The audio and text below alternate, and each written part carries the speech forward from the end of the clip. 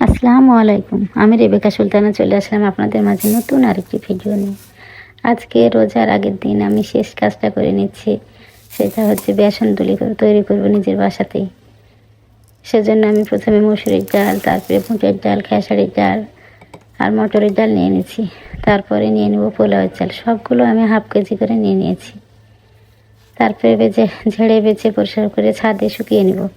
রোদ্রে একদম মোটা করে শুকিয়ে নেব।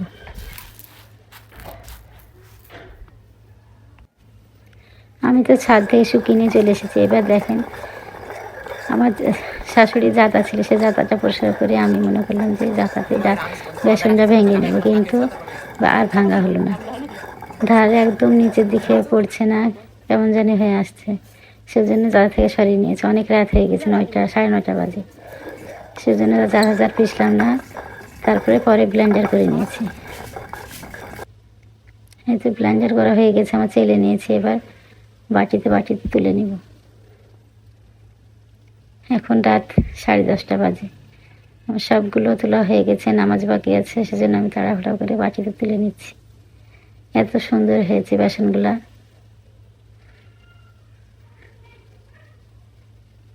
যাতাতে না পেয়ে বসে যদি আমি ব্লেন্ডার করতাম প্রথমে, তাহলে এত দেরি হতো না। মনে করলাম যাতাতে হবে, এটি তৈরি করি, না হলো না। সেজন্য আবার ব্লেন্ড করতে হলো। সব বেসনগুলো সুন্দরভাবে আমার একদম চিকন করে চাইলেও নিয়েছি। এবার 2টা বাটিতে তুলে নেব।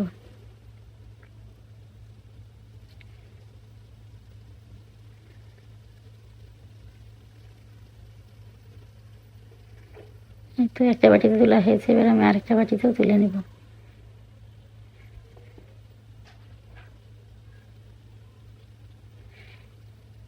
বেসনগুলো একদম কেনা বেসনের মতো হয়েছে, কিন্তু এখানে সাদা সাদা লাগছে। পোলাও চাল দিয়েছি আর এতটা মুচমুচে হয়েছে। প্রথম রোজায় আমি বেগনি ভেজেছিলাম, অনেক সুন্দর হয়েছে। পরের ভিডিওতে আপনার শেয়ার করব। বাসায় তৈরি বেসন এত সুন্দর। বেসনগুলো চেলে নেওয়ার পরে দানা দানা হয়ে আছে, এগুলো আমি বড়া ভাজার জন্য রেখে দেবো, ভিজিয়ে খাওয়ার জন্য। আসসালামু আলাইকুম।